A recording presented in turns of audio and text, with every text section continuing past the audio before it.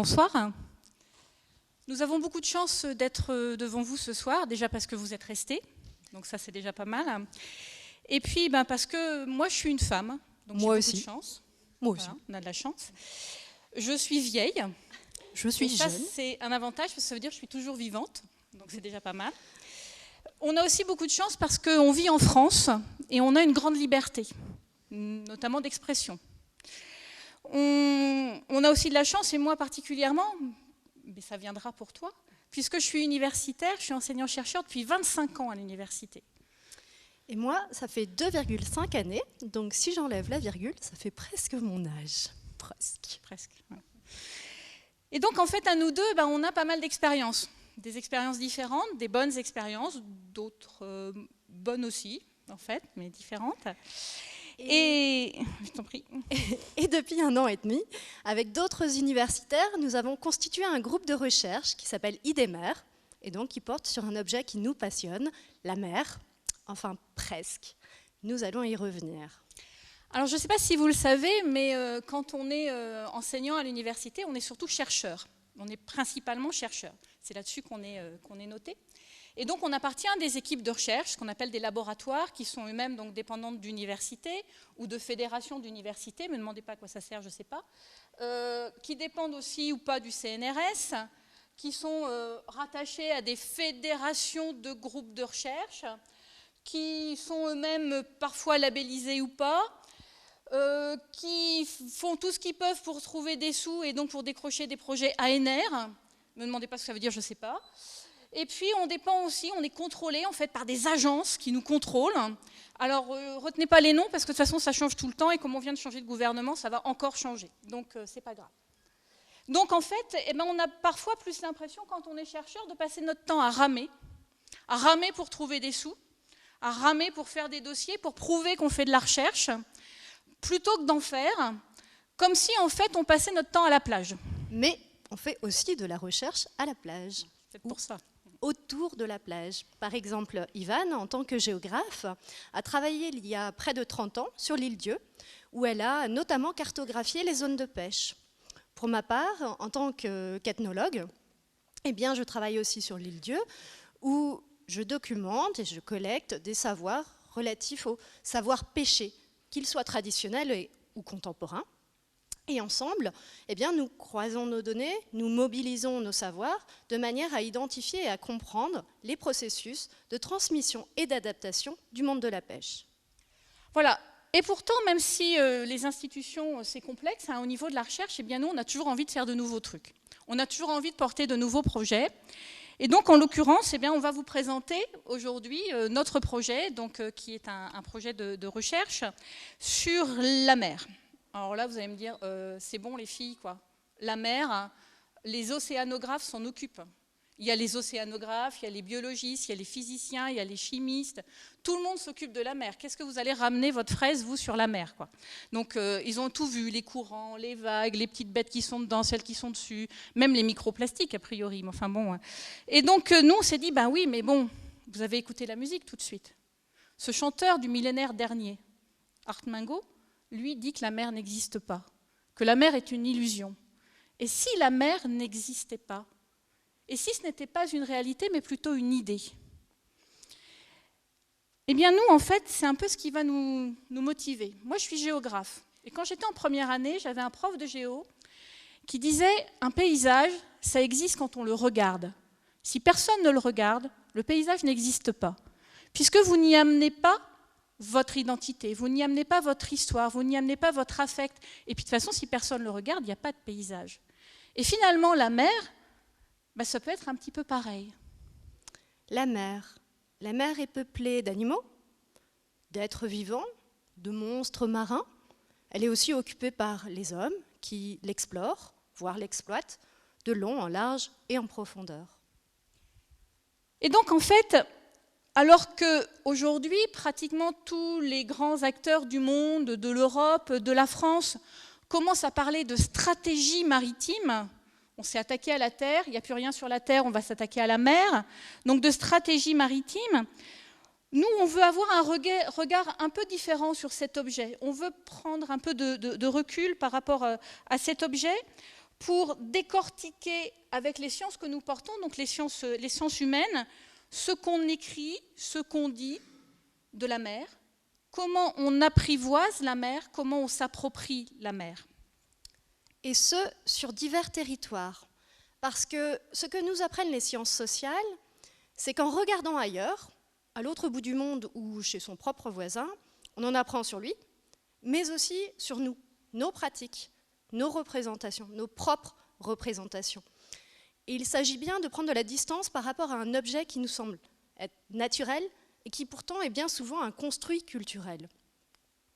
Par exemple, la crise des océans dont on nous parle tant, est-ce un phénomène propre au XXIe siècle?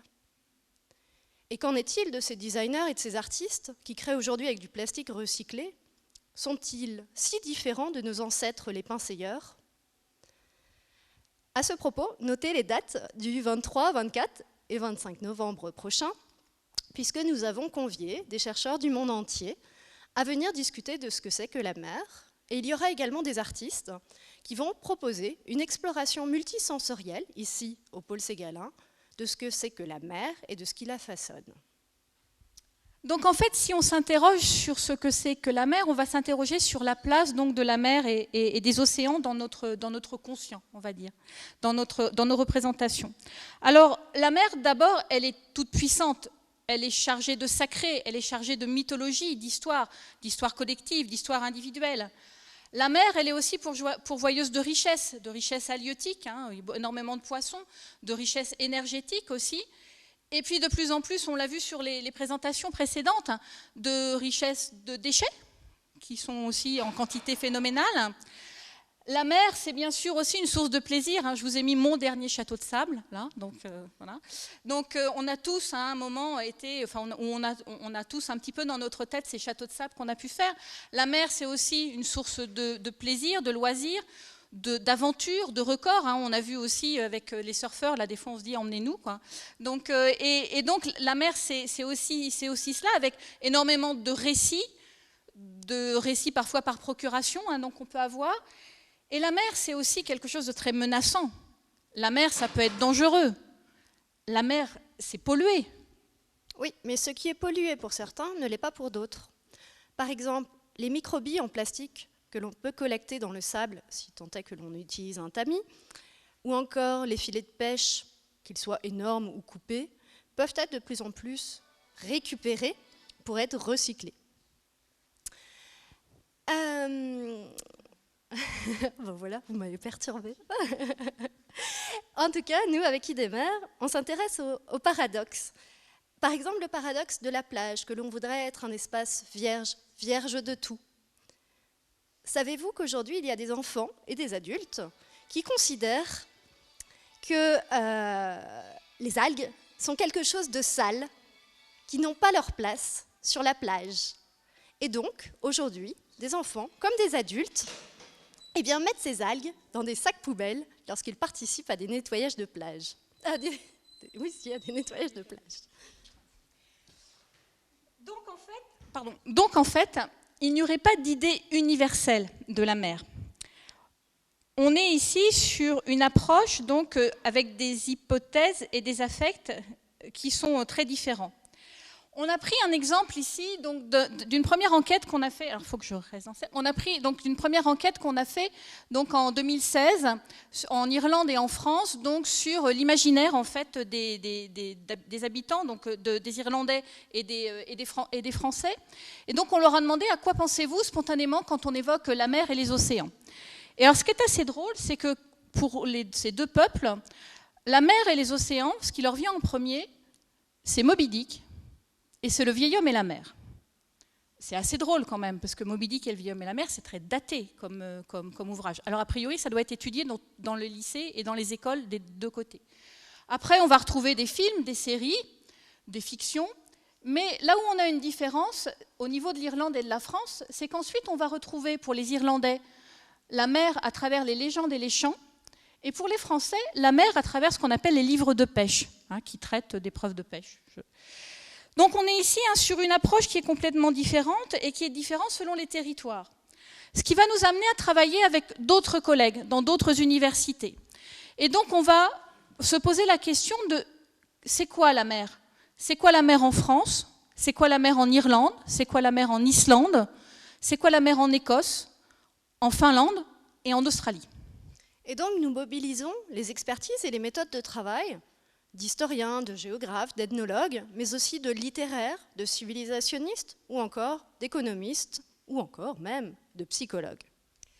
Et donc interroger la construction des représentations de la mer, des valeurs qui y sont associées et des pratiques, c'est aussi essayer d'identifier les comportements sociaux, d'identifier les modes de consommation qui sont liés aussi à ces comportements. C'est essayer de faciliter la prise de conscience de la fragilité du milieu marin, du milieu littoral, et de la fragilité aussi des sociétés qui y vivent. Et donc, en fait, cela peut aider à porter des réglementations, à mettre en place des réglementations sur la protection de l'environnement. Une loi, pour qu'elle soit appliquée, il ne suffit pas de la promulguer, il faut aussi la porter. Ça peut aider aussi à changer les modes de consommation, pour venir sur des consommations plus responsables, plus raisonnables aussi, des espèces fragiles et aussi des espaces qui sont particulièrement fragiles. Et donc, nous accompagnons aussi des institutions ou des partenaires privés. Par exemple, actuellement, nous documentons des savoirs relatifs au monde de la pêche de manière à les transmettre à une association qui s'est donné comme objectif de créer un nouvel outil de travail, un catamaran pour de la pêche durable et responsable. Donc pour ce faire, nous menons des entretiens avec des marins en activité, nous sollicitons de vieux armateurs et avec des étudiants, nous montons une exposition itinérante de manière à valoriser ces données, mais aussi à les transmettre auprès des jeunes marins en formation. Et donc, en fait, notre nouveau groupe de recherche, qui s'appelle IDEMER, a toute sa place dans la recherche contemporaine. En fait, on veut continuer à analyser, à déconstruire les discours politiques, les discours économiques, les discours culturels qui sont portés sur la mer à travers des termes comme la croissance bleue, des termes comme la montée des océans, la stratégie maritime, la disparition des espèces, la maritimité. Qu'est-ce qu'il se cache derrière ces termes quand on les emploie, quand un politique les emploie ou quand un économiste les emploie? Et donc nous, ce qu'on veut, c'est montrer les liens, les tensions, les synergies qui existent entre les discours, les valeurs et les pratiques. Donc pour conclure, IDEMER, c'est un projet de recherche qui est pluridisciplinaire et transversal. Et pour cela, le pluridisciplinaire, ce n'est pas facile. Je pense que les gens du Fab Lab peuvent le dire, parce qu'il faut s'ouvrir à l'autre. Il faut comprendre comment l'autre fonctionne. Il faut comprendre son vocabulaire. Le même mot ne veut pas dire la même chose. Il faut comprendre ses méthodes. Il faut donc aussi comprendre et accepter son expertise. Et pour cela, bien souvent, il faut savoir faire un pas de côté. Et c'est donc pour cela que nous sommes deux ce soir devant vous, pour rendre compte de cette dynamique relationnelle, le fait que tous les jours, on apprend de nouvelles idées, de nouveaux concepts, de nouvelles formulations, tout simplement. Et finalement, nous avons décidé de dédier cette présentation, bien sûr à vous qui êtes là ce soir, mais aussi à toutes les personnes que l'on rencontre au fil de nos recherches, des experts reconnus ou des personnes anonymes, et puis à tous les étudiants et aussi aux futurs chercheurs. Je vous remercie. Nous vous remercions.